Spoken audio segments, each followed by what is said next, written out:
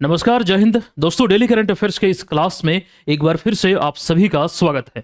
आज के इस क्लास में 8 से 9 जुलाई 2026 से संबंधित करंट अफेयर्स को आप देखेंगे, जिसमें बिहार, राष्ट्रीय और अंतर्राष्ट्रीय खबरों का एक संपूर्ण संकलन होगा। बिहार की प्रतियोगी परीक्षाओं को लेकर देखिए, हमेशा की तरह तमाम जानकारी आगामी प्रतियोगी परीक्षाओं को लेकर मैं आपको विस्तार पूर्वक देने वाला हूं। आप इस सीरीज को अगर अभी हाल ही में देखना शुरू किए हैं तो कंटिन्यूटी बरकरार रखिएगा, और अगर आप पहली बार इस सीरीज से जुड़े हैं तो पहले आप इस क्लास को देख लीजिए। आप ये स्वतः निर्धारित कर पाएंगे कि ये प्लेटफॉर्म या फिर ये क्लास जो है, ये जो सीरीज है, आपके लिए कितना उपयोगी होगा या फिर नहीं।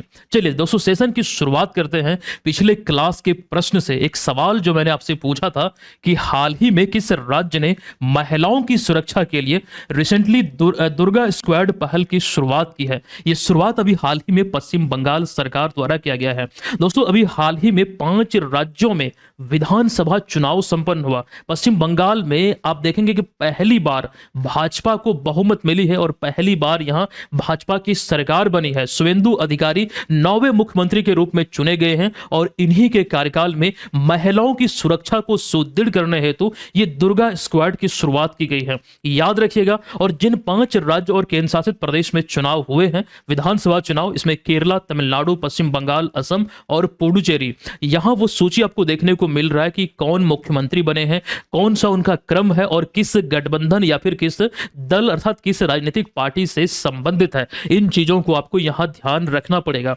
अब यहां फाइनली हम सेशन की शुरुआत करते हैं, लेकिन दोस्तों एक जानकारी मैं आप लोगों के बीच शेयर करने वाला हूं, जरा गौर से सुनिएगा।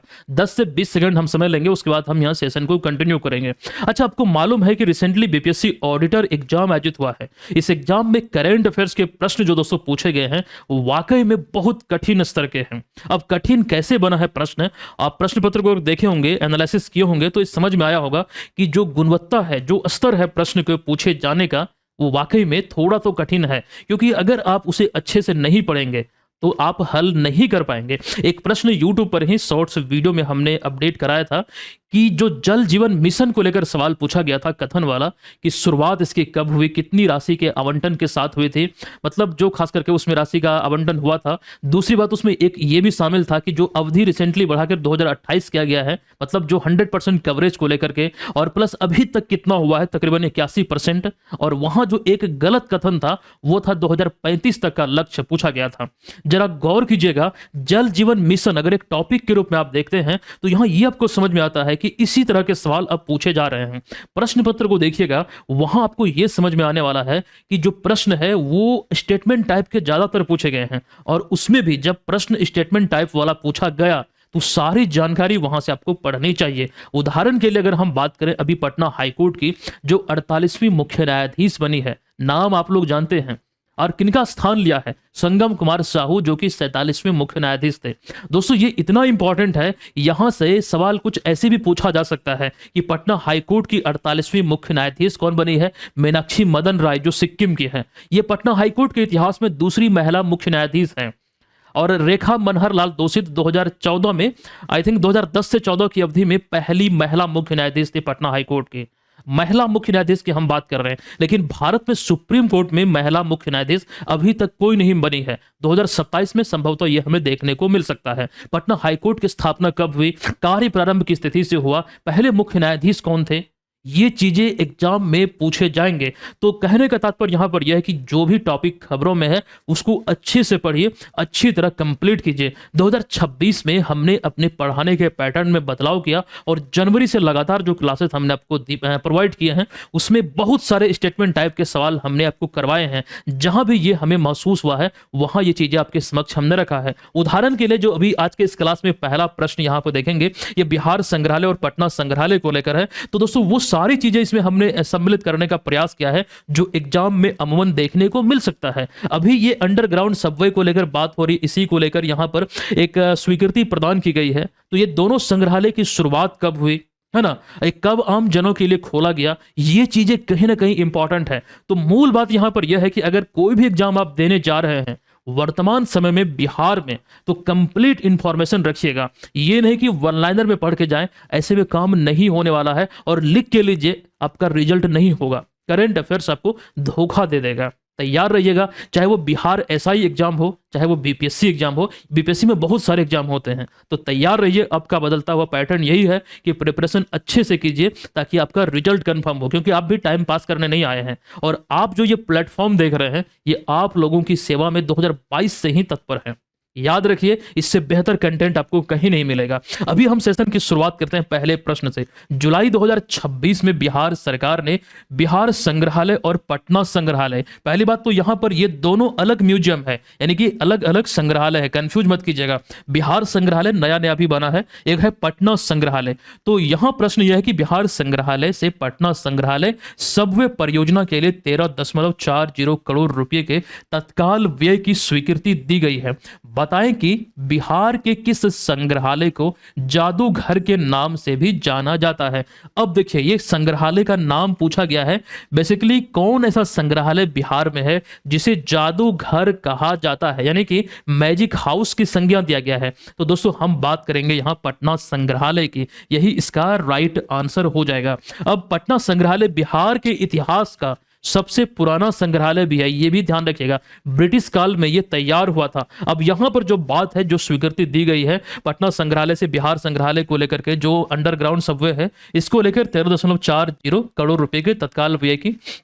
बेसिकली यहां आपको यह ध्यान रखना है कि भूमिगत पैदल सुरंग, यानी कि यहां एक प्रकार से दोनों संग्रहालय को आपस में जोड़ने का प्रयास है, यानी कि जो भी पर्यटक वहां पर जाएंगे तो सड़क मार्ग से ना जाकर सबवे के माध्यम से जाएंगे, मतलब जमीन के अंदर से भूमिगत पैदल चलते हुए। ऐसा दृश्य आपने पटना के इको पार्क में देखा होगा। एक जगह इको पार्क जो पटना में है, वहां अंडरग्राउंड रास्ता बना हुआ है। कुछ इसी तरह का दोनों संग्रहालय को जोड़ने का प्रयास है, और इसको लेकर अभी हाल ही में ये एक प्रकार से स्वीकृति दी गई है। हालांकि बिहार सरकार की ओर से प्रशासनिक स्वीकृति मई 2022 में, जब नीतीश कुमार बिहार के तत्कालीन मुख्यमंत्री थे, तब दी गई थी। इन चीजों को यहां ध्यान रखिए, और इसके प्रबंधन का दायित्व दिल्ली मेट्रो रेल कॉरपोरेशन को दिया गया है ना। ये चीजें यहां इंपॉर्टेंट हो जाती है। परियोजना लागत कितनी हो चुकी है, ये आपके बीच हमने रखा है। और जो मूल बात है, पर्यटन और सांस्कृतिक विरासत को एक प्रकार से संरक्षण मिलेगा। लोगों की आवाजाही एक प्रकार से सड़क पर जो पार करते हैं, वो सुरक्षित रूप से इस सबवे के माध्यम से कर पाएंगे। अब यहां दोनों संग्रहालय को लेकर चीजें देखने का प्रयास कीजिए। अगर हम बात करते हैं पटना संग्रहालय की, तो 3 अप्रैल 1917 को ब्रिटिश शासन के दौरान इस खास करके म्यूजियम, यानी कि संग्रहालय का स्थापना हुआ था। यह बिहार का सबसे पुराना संग्रहालय है, और इसे जादूघर के नाम से भी जाना जाता है। संग्रहालय का वर्तमान भवन इंडो सेरेसेनिक शैली में निर्मित है, जिसे कि मुगल और राजपूत वास्तुकला का, मतलब कि ये एक प्रकार का मिश्रण है। यहां ये हमें देखने को मिलता है। मुगल और बात हम कर रहे हैं यहां पर राजपूत वास्तुकला का, बात यहां हो रही है पटना संग्रहालय में। इसके दूसरी ओर विपरीत यहां आप बिहार संग्रहालय की अगर बात करेंगे, तो ये नया संग्रहालय है। शुरुआत इसकी अगस्त 2015 में हुई थी, लेकिन इसमें एक कंडीशन है कि 7 अगस्त 2015 को इसे आंशिक रूप से खोला गया था, लेकिन फाइनली अक्टूबर 2017 में ये पूर्ण रूप से इसका उद्घाटन किया गया नीतीश कुमार के द्वारा। मतलब हर चीजें प्रॉपर रूप में यहां पर शुरू हुई है। और अगर आप ये दोनों संग्रहालय नहीं घूमे हैं, तो जरूर घूमिएगा, विशेष रूप से ये बिहार संग्रहालय। दोस्तों, ये इंपॉर्टेंट है। ये तमाम जानकारी फिलहाल जो खबरों में रही है, बेसिकली इस प्रश्न में मुझे इतना ही समझ में आया, तो यहां पर ये चीजें आपके बीच हमने रखा है। चलिए अब यहां आगे हम बढ़ेंगे। दूसरा सवाल देखिएगा कि बिहार में अंतरिक्ष विज्ञान और अनुसंधान तकनीक को, बिहार में अंतरिक्ष विज्ञान और अनुसंधान तकनीक को बढ़ावा देने के लिए Aryabhatta space club of Bihar की स्थापना कौन सा विश्वविद्यालय कर रहा है? Aryabhatta space club of Bihar की स्थापना, यहां थोड़ा हिंट आपको मिलता है, ये आर्यभट्ट ज्ञान विश्वविद्यालय के द्वारा। और किस उद्देश्य से? तो बिहार में अंतरिक्ष विज्ञान यानी कि स्पेस टेक्नोलॉजी, और यहां बात कर रहे हैं मॉडर्न टेक्नोलॉजी यानी कि आधुनिक तकनीक को लेकर के, इसको बढ़ावा देने को लेकर, है ना। इन चीजों को यहां ध्यान रखिए। विकल्प नंबर सी इस प्रश्न का राइट आंसर है। फिलहाल इस प्रश्न में इतनी जानकारी है, कोई अपडेट अगर आएगी तो वो चीजें आपको हम अवश्य बतलाएंगे। आइए तीसरे प्रश्न पे यहां जरा देखने का प्रयास कीजिए, काफी इंपॉर्टेंट है और यहां से सवाल बनने की प्रबल संभावना है। सवाल यह है कि संयुक्त राष्ट्र सस्टेनेबल डेवलपमेंट सॉल्यूशन नेटवर्क अर्थात SDSN द्वारा जारी SDG index, sustainable development goal index 2026 के संबंध में निम्नलिखित कथनों पर विचार कीजिए कि कौन सा कथन यहां पर सही है। अब देखिए ऐसे प्रश्नों में पहले हमें ये लाइन पढ़ना चाहिए और जो हमें यहाँ इंडिकेशन दिया गया है इसे हमें देखना है कि क्या लिखा गया है, ये सही लिखा गया, इस तरह से मार्क कर लीजिए। उसके बाद कथन को पढ़िए। कथन एक कहता है कि एसडीजी इंडेक्स में भारत को 167 देशों में 94वां स्थान प्राप्त हुआ है। तो वास्तव में इसके अनुसार ये कथन सत्य है। दूसरा कथन कहता है कि भारत ने इस सूचकांक में 68.3 अंक प्राप्त किए हैं, जो अब तक का भारत का सर्वोच्च प्रदर्शन है। दोस्तों ये भी कथन सही है। यहां पर एक चीज मैं आपको बतलाना चाहूंगा, 68.3% समग्र स्कोर रहा है इस सूचकांक में भारत का। अब यहां आपको एक चीज ये समझना है कि पहले के समय में किसी भी सूचकांक में भारत की रैंक क्या होते थे, इतना याद रखने से काम चल जाता था, क्योंकि रैंक ही एग्जाम में सवाल के रूप में पूछा जाता था। दोस्तों अभी हाल ही के कुछ वर्षों में यह देखने को मिला कि रैंक के साथ साथ जो समग्र स्कोर है रैंकिंग में वो भी पूछा जाता है, तो इस पर भी पैनी नजर रखिएगा। यह कथन सही है। दूसरा है कि एसडीजी इंडेक्स 2026 में स्वीडन प्रथम स्थान पर रहा। नहीं, स्वीडन प्रथम स्थान पर नहीं रहा, सेकेंड स्थान पर रहा, प्रथम स्थान पर रहा फिनलैंड। तो यह कथन यहां असत्य है।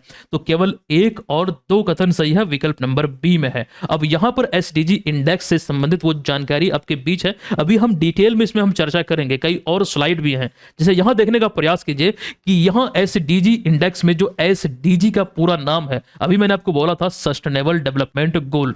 इंडेक्स एक वैश्विक सूचकांक है जो यह मापता है कि कोई देश संयुक्त राष्ट्र द्वारा निर्धारित 17 सतत विकास लक्ष्य, जिसे शॉर्ट में एसडीजी कहा जाता है, इसको प्राप्त करने की दिशा में कितना प्रगति कर रहा है। अब इसको ऐसे समझिएगा, यहां पर देखिए हमने लिखा है कि 2015 में 15 सितंबर को संयुक्त राष्ट्र द्वारा 2030 एजेंडा फॉर सस्टेनेबल डेवलपमेंट के अंतर्गत अपनाए गए ये वैश्विक लक्ष्य है, जो 17 लक्ष्य है। इन्हीं 17 लक्ष्य में कौन सा देश कितनी प्रगति कर रहा है उसका एक आकलन करता है। उस आधार पर यह रिपोर्ट जारी होता है। और ये कब अपनाया गया था? तो सितंबर 2015 में, यहां आपके बीच हमने रखा है। और ये 17 लक्ष्य की जो हम बात कर रहे हैं ये विभिन्न क्षेत्रों से जुड़ा हुआ, वो चीज आपको अभी हम दिखलाएंगे। तो बेसिकली बात यहां पर यह है कि इसी निर्धारण के आधार पर यह निर्धारित होता है कौन सा देश कौन से स्थान पर रहेगा। अब जरा यहां इस वाले पॉइंट को देखिएगा कि इस सूचकांक को प्रतिवर्ष UN sustainable development solution network द्वारा प्रकाशित किया जाता है या फिर जारी किया जाता है। 2026 में जो अभी हाल ही में जारी हुआ है, 167 देशों की सूची में भारत 94वें स्थान पर है। और यह ध्यान रखना है कि भारत का जो समग्र स्कोर रहा ये 68.3 रहा। अब यहां कथन वाले सवाल में यह भी पूछा जा सकता है कि पिछले बार की तुलना में भारत के रैंक में कितना सुधार हुआ है। ये जो 94वां स्थान आप देख रहे हैं ये भारत का अब तक का सर्वोच्च स्कोर है। पिछली बार 2025 में जब आपको हम पढ़ा रहे थे वो चीजें अभी हम पुनः आपको दिखलाएंगे, तो भारत इसमें 99th नंबर पे था। यहां देखिएगा 2025 में भारत 99वें स्थान पर था, जो कि टॉप 100 में भारत पहली बार आया था इस रैंकिंग में। और इस बार 94वें स्थान पर है। हालांकि टॉप 3 देशों में फिनलैंड, स्वीडन और डेनमार्क है। इन चीजों को यहां आपको ध्यान रखना है। जो बात हम कर रहे हैं एजेंडा 2030 की, जो खास करके लक्ष्य निर्धारित है, 17 लक्ष्य जो विभिन्न क्षेत्रों से जुड़े हुए हैं, वो क्षेत्र भी आपको हम दिखलाएंगे। तो दोस्तों मूल बात यहां पर यह है कि 2030 तक जो पृथ्वी पर गरीबी है, जो भूख है, असमानता है, जलवायु परिवर्तन हो रहे हैं, प्लस पृथ्वी की रक्षा, ये मतलब ऐसे क्षेत्रों से जुड़े हुए 17 लक्ष्य हैं, जिसका एक प्रकार से मतलब टारगेट सेट है कि 2030 तक इसे पूरा किया जाए, मतलब इसे बेहतर बनाया जाए, ताकि सभी को एक प्रकार से समावेशी और सतत विकास सुनिश्चित किया जा सके। और एक बात यहां इसमें यह भी आपको ध्यान रखना है कि इसमें एक सिद्धांत भी है, लिव नो वन बिहाइंड, यानी किसी को पीछे न छोड़ना। इसको लेकर अभी एक कार्यशाला का बैठक पटना में आयोजित हुआ था, वो चीजें अभी हम चर्चा करेंगे। जरा उससे पहले ये देख लीजिए, जिन हम एसडीजी 1 से 17 की बात कर रहे हैं, जो 17 लक्ष्य इसमें है, इसको हमने कैटेगरी वाइज आपके समक्ष रखा है। देखिए गरीबी और भूख का अंत, इसमें आप देखेंगे सभी रूप में जो भी गरीबी है वो उसको अंत करने को लेकर जो इसमें बातें हैं एसडीजी 1 में है, और भूख की बात है एसडीजी 2 में। उसी प्रकार से गुणवत्तापूर्ण शिक्षा और स्वास्थ्य की बात करें तो समावेशी और न्याय संगत शिक्षा एसडीजी 4 में, स्वस्थ स्वस्थ जीवन SDG 3 में, और इस तरह से वो सारी इंफॉर्मेशन यहाँ आपको देखने को मिलता है। और दोस्तों इस तरह के सवाल पर पैनी नजर रखिएगा, अमूमन यहाँ से सवाल बनने की प्रबल संभावना है। अभी पटना में एक कार्यशाला आयोजित हुई थी, आइए पहले हम उसे देख लेते हैं, फिर 2025 वाले पे हम चर्चा करेंगे। पटना में एक कार्यशाला बिहार योजना एवं विकास विभाग द्वारा आयोजित हुआ था 18 से 19 मार्च 2026 को। चूंकि इस कारण से SDG, जिसमें कि जो 17 विकास लक्ष्य हैं या फिर जो 17 सतत विकास लक्ष्य हैं, इस पर जो चर्चा हुई है, इस लिहाज से यहां से सवाल बनने की हमें प्रबल संभावना प्रतीत होती है। ये सारे जो लक्ष्य यहां आपको हम पढ़ा रहे हैं, इस तरह के कठिन स्तर के सवाल आपको एग्जाम में देखने को मिल सकता है। अब बात यहां पर यह है कि जो कार्यशाला यहां आयोजित हुई है, जिस पर यहां चर्चा हुई, जो एग्जाम के पॉइंट से इंपॉर्टेंट है, पहली बात ये डेट याद रखिएगा, किसके द्वारा, कितने दिनों का, तो 2 दिवसीय, कहां पर इंपॉर्टेंट है, ये चीजें यहां आप याद रखने के अतिरिक्त ये वाले पॉइंट जरा देखने का प्रयास कीजिएगा कि बिहार की उपलब्धियों की समीक्षा करते हुए ये कहा गया इस कार्यशाला में कि राज्य ने 72% SDG संकेतों में सुधार किया है तथा विशेष रूप से स्वच्छ जल यानी कि क्लीन वाटर के क्षेत्र में बिहार ने देश में 3रा स्थान प्राप्त किया है, जो राज्य की प्रगति को दर्शाता है। इस दौरान लिविंग नो वन बिहाइंड यानी किसी को पीछे न छोड़ना के सिद्धांत को पुनः से दोहराया गया, जो कि SDG का मूल आधार है, जो मूल सिद्धांत है। चर्चा आपके बीच हमने अभी थोड़ी देर पहले किया था। और साथ ही ये भी जानने का प्रयास कीजिए, जो 2025 में जो रैंकिंग आई थी, वहां आपको देखने को मिलेगा कि भारत 67 अंक के साथ, 67 स्कोर के साथ 99वें स्थान पर था। और पिछले साल आपको देखने को मिलेगा कि फिनलैंड ही इसमें शीर्ष पर था, इस बार भी फिनलैंड ही शीर्ष पर है। तो दोस्तों SDG सूचकांक यानी कि सतत विकास लक्ष्य, ये इंपॉर्टेंट टॉपिक से इतनी जानकारी आपके बीच हमने रखा है, मुझे लगता है कि कुछ भी यहां से आपका नहीं छूटेगा। आइए अगले सवाल पर चलते हैं। दूसरा सवाल देखिएगा, नेशनल हाइड्रो पावर एसोसिएशन द्वारा जारी वर्ल्ड हाइड्रो पावर आउटलुक के संबंध में निम्नलिखित कथनों पर विचार कीजिए कि कौन सा कथन सही है। देखिए इस वीडियो क्लास में जो खास करके ड्यूरेशन है क्लास का, वो थोड़ा लंबा होता है। दोस्तों लंबा इसलिए होता है, अगर आपको तैयारी अच्छे से करनी है तो वीडियो में तकरीबन 30 से 35 मिनट आपको समय देना पड़ेगा। मैं भी मजबूर हो जाता हूं, क्योंकि इतनी सारी चीजें मुझे बतलाना आपको होता है, क्योंकि शॉर्ट अगर मैं करूंगा तो मैं खुद ही संतुष्ट नहीं हो पाऊंगा कि मैंने पढ़ाया ही क्या। तो इसलिए आधा घंटा मान के चलिए कि आधा घंटा मिनिमम आपको यहां समय देना है, इससे तैयारी आपकी बेहतर मैं कर दूंगा। देखिए पहला कथन देखिएगा, यहां कहा गया इस रिपोर्ट में स्थापित जल विद्युत क्षमता यानी कि इंस्टॉलेड हाइड्रो पावर कैपेसिटी के मामले में भारत विश्व में 5वें स्थान पर पहुंच चुका है। अभी जो एक नई रिपोर्ट आई है हाइड्रो पावर आउटलुक 2026, इसमें यह कहा गया है, तो यह कथन बिल्कुल सत्य है। दूसरा कथन देखिएगा, भारत ने इस रैंकिंग में अमेरिका को पीछे छोड़ा नहीं, अमेरिका को भारत पीछे नहीं छोड़ पाया अभी, तो यह कथन असत्य है। कथन 3 देखिएगा, भारत ने वर्ष 2035-36 तक 100 गीगावाट पंप्ड स्टोरेज क्षमता विकसित करने का लक्ष्य रखा है। और मैंने कई बार आपको बोला है, जो भी भारत सरकार के राष्ट्रीय लक्ष्य हैं वो मान के चलिए कि सवाल एग्जाम में पूछा ही जाएगा। अभी मैंने एक उदाहरण आपको दिया था जल जीवन मिशन वाले में, तो फिलहाल यहाँ वो तो सही था 2028, यहाँ इसे देखने का प्रयास कीजिए, ये भी यहाँ पर सही है। कथन 1 और 3 सही है, कौन से विकल्प में है? विकल्प नंबर सी में है। अब दोस्तों इसको लेकर जरा हम देखते हैं, 2026 की इस रिपोर्ट के अनुसार भारत में स्थापित जो खास करके जो जल विद्युत क्षमता है वो इस समय 56 गीगावाट की है। और यहां आपको यह ध्यान रखना है कि जल विद्युत क्षमता के साथ यानी 56 गीगावाट स्थापित जल विद्युत क्षमता के साथ भारत रशिया को पीछे छोड़ते हुए 5वें स्थान पर पहुंच चुका है। टॉप 5 देशों में पहले तो चाइना है, फिर ब्राजील है, तीसरे पे अमेरिका, चौथे पे कनाडा, 5वें पे भारत। अब जो रशिया है 5वें पे पहले था, अब रशिया चले गया 6ठे पे। तो बात यहां पर हम कर रहे हैं जल विद्युत क्षमता की। एक इंफॉर्मेशन यहां आपको हम ये देंगे कि भारत ने नवीनकरणीय ऊर्जा के विस्तार को ध्यान रखते हुए 2035-36 तक 100 गीगावाट पंप्ड स्टोरेज क्षमता विकसित करने का लक्ष्य निर्धारित किया है।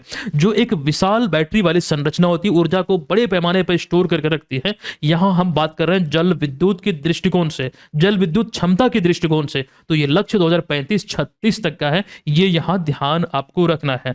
जो बात नवीनकरणीय ऊर्जा में हम करते हैं, जल विद्युत जो ऊर्जा है या फिर जो जल विद्युत जो है एक प्रकार का स्वच्छ और नवीनकरणीय ऊर्जा का प्रमुख स्रोत है। उदाहरण के लिए जैसे हम बात करते हैं सौर ऊर्जा की, जल विद्युत ऊर्जा की, पवन ऊर्जा की, तो ये सभी ऊर्जा के एक प्रकार से स्वच्छ स्रोत है। इससे कार्बन उत्सर्जन कम होता है। बात अगर कार्बन उत्सर्जन की हुई है तो भारत सरकार का नेट जीरो का जो लक्ष्य है ये कितना है, तो 2070 है नेट जीरो का लक्ष्य। याद रखिएगा, सवाल ऑलरेडी यहां से एग्जाम में पूछे जा चुके हैं। पांचवा प्रश्न है कि हाल ही में 4 जुलाई 2026 को प्रधानमंत्री नरेंद्र मोदी के या फिर नरेंद्र मोदी ने यहां पर के नहीं, अच्छा नरेंद्र मोदी ने भारत के, मैं यहां मिस कर रहा था, नरेंद्र मोदी ने भारत के पहले ग्रीनफील्ड एकीकृत रिफाइनरी एवं पेट्रोकेमिकल परिसर को राष्ट्र को समर्पित किया है। यह परियोजना निम्नलिखित में से किस स्थान पर स्थित है? इसका राइट आंसर है राजस्थान में है। विकल्प नंबर ए में राजस्थान है। लेकिन दोस्तों केवल राजस्थान याद रखने से काम नहीं चलेगा। सपोज मैं सारे विकल्प में आपको राजस्थान दे देता तो वैसी स्थिति में प्रॉपर वो जगह आपको याद रखना पड़ेगा। तो पचपदरा बालोतरा राजस्थान में आपको ध्यान रखना है। ये 4 जुलाई को भी हाल ही में राष्ट्र को समर्पित किया गया है, क्योंकि ये भारत का पहला ग्रीनफील्ड एकीकृत रिफाइनरी एवं पेट्रोकेमिकल परिसर है। इस लिहाज से चूंकि पहला है तो यहां से सवाल एग्जाम में बन सकता है। याद रखिएगा इन चीजों को। फिलहाल इतनी जानकारी है। आइए अगले सवाल पर। कौन सा देश अभी हाल ही में 4 जुलाई 2026 को अपनी स्वतंत्रता की 250वीं वर्षगांठ मनाई है? अब यहां पर कई सारी चीजें आपके बीच हम रखेंगे। राइट आंसर है संयुक्त राज्य अमेरिका यानी कि यूएसए द्वारा, है ना। विकल्प नंबर डी यहां सही है। तो हाल ही में 4 जुलाई 2026 को अमेरिका ने अपनी स्वतंत्रता की 250वीं वर्षगांठ मनाई है, जिसे सेमी क्विंसेंटिनल अथवा अमेरिका 250 नाम दिया गया है या फिर इस नाम से जाना गया है। दोस्तों यहां अमेरिका की हम बात कर रहे हैं, ये ध्यान रखिए 4 जुलाई को अपनी स्वतंत्रता दिवस सेलिब्रेट करता है। अब जरा हम यहां अमेरिका की स्वतंत्रता को लेकर कुछ चीजें आपको बतलाएं, इसे जरा ध्यान से देखिएगा।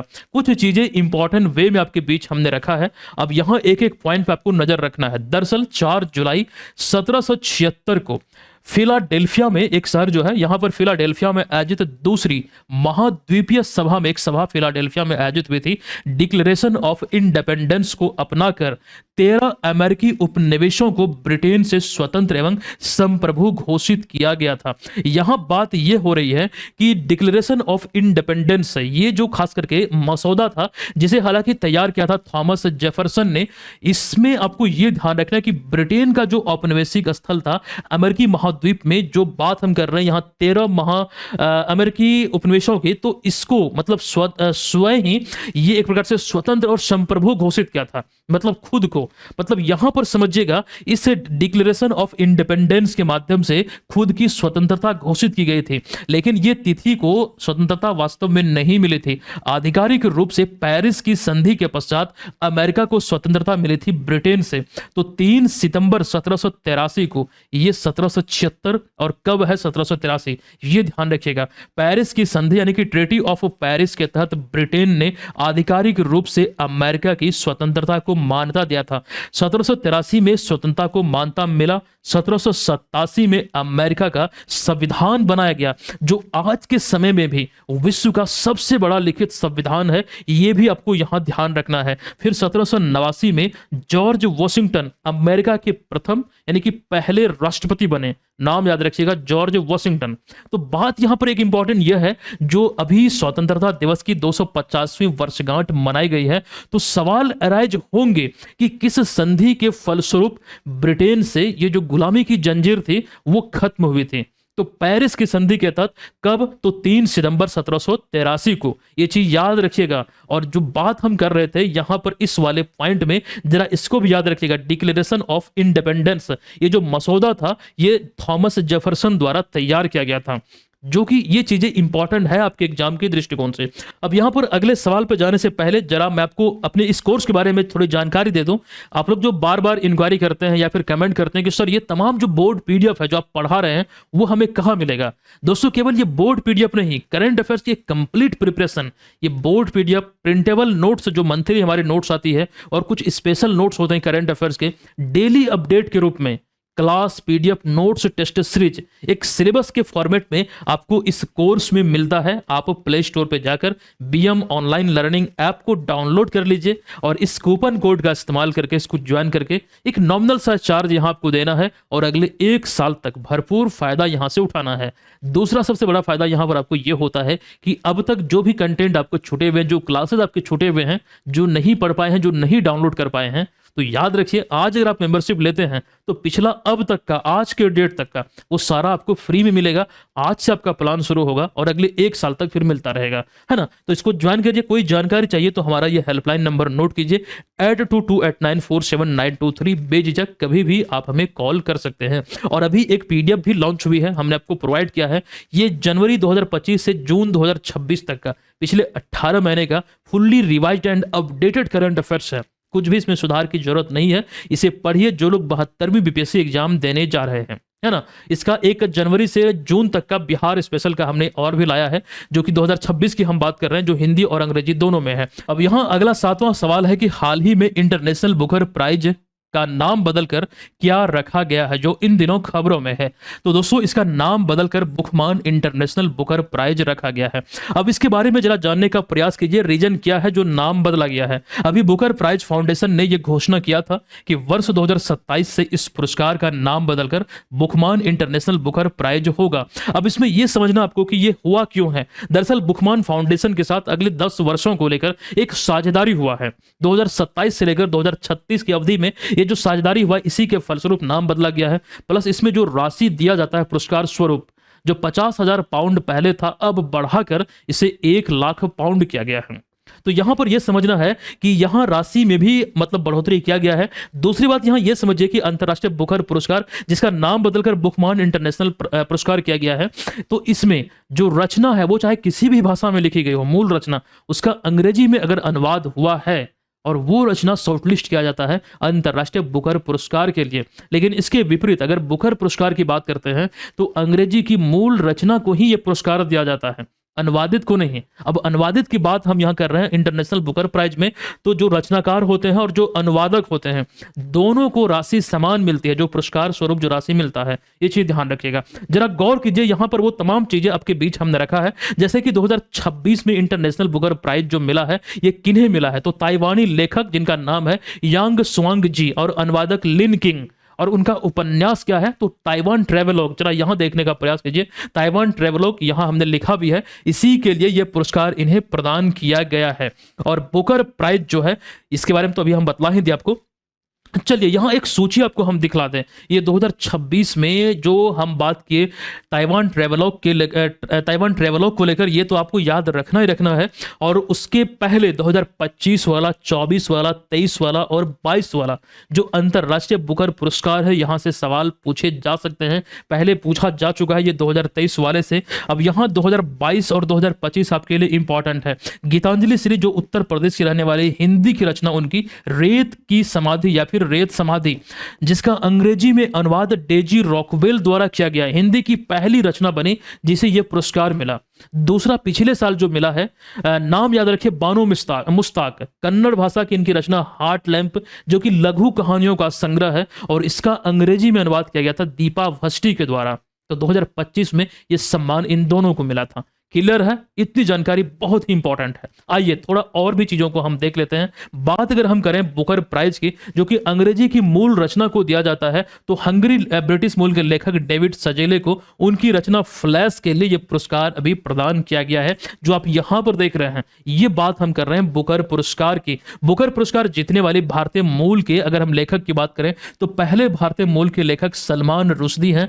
वर्ष 1981 में प्रसिद्ध उपन्यास मिडनाइट्स चिल्ड्रन के लिए उन्हें यह पुरस्कार मिला था। लेकिन दोस्तों इसका एक विपरीत में यह भी ध्यान रखना है कि अरुंधति रॉय, जिन्हें 1997 में यह पुरस्कार मिला, तो यह प्रतिष्ठित बुकर पुरस्कार जीतने वाली पहली भारतीय नागरिक थे जिन्हें the God of small thing के लिए पुरस्कार मिला था। सलमान रुश्दी भारतीय मूल के थे, लेकिन यह आपको ध्यान रखना है पहली भारतीय नागरिक थे जिन्हें यह पुरस्कार मिला है। इतना क्लियर है, याद रखिएगा, कुछ भी आपका मुझे नहीं लगता कि यहां से छूटेगा। अगले सवाल पर आइए कि हाल ही में sports journalist federation of India medal 2026 से सम्मानित विश्वनाथन आनंद के संबंध में निम्नलिखित में से कौन सा कथन सही है?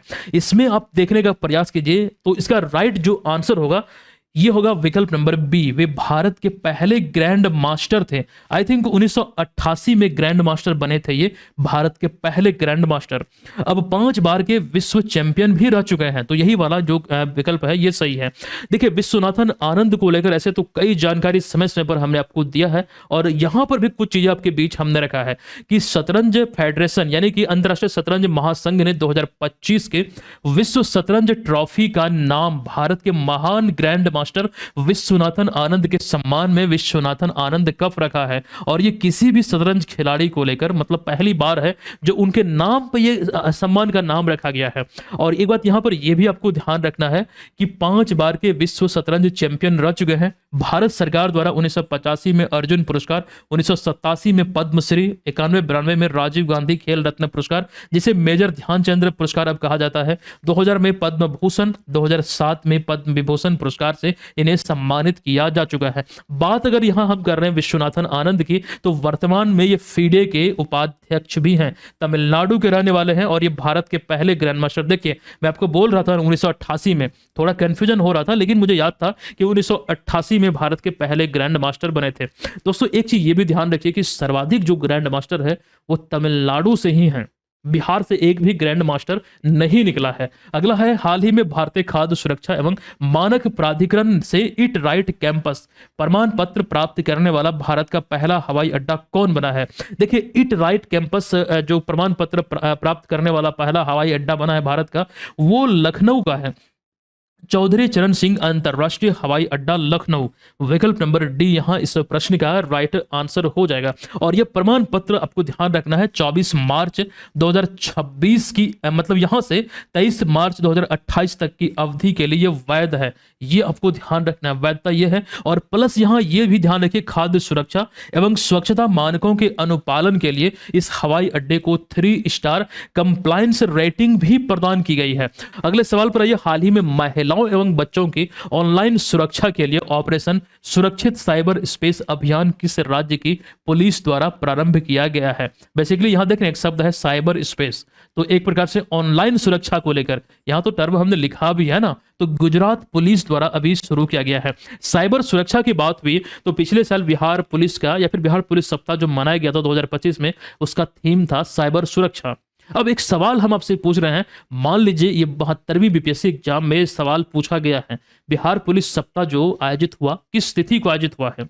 चलिए, तिथि नहीं लिख सकते हैं तो कम से कम ये लिख दीजिए कि अगर 2025 में साइबर सुरक्षा इसका थीम था तो 2026 में इसका थीम क्या था, है ना? आप लोग कमेंट बॉक्स में लिखिए, देखते हैं कितने लोगों को मालूम है। फिलहाल यहां पर इस अभियान की बात करें तो 28 दिवसीय ये अभियान है, राज्य सरकार की यानी गुजरात सरकार द्वारा चलाया जा रहा है। 28 जुलाई को यह संपन्न होगा। ऑनलाइन सुरक्षा प्रदान को लेकर, खास करके महिलाओं बच्चों आदि को लेकर यह शुरू किया गया है। फिलहाल उतनी जानकारी डीप में हम जाएंगे नहीं। आइए अगले सवाल पर, स्विट्जरलैंड के ल्यूसन्स में आयोजित 2026 वर्ल्ड रोइंग कप तृतीय में भारतीय सेना के हवलदार लक्ष्य और डैश की भारतीय जोड़ी ने लाइट वेट डबल स्कल्स स्पर्धा में स्वर्ण पदक जीता है, जो यह प्रतिष्ठित विश्व रोइंग कप के इतिहास में भारत का पहला स्वर्ण पदक है।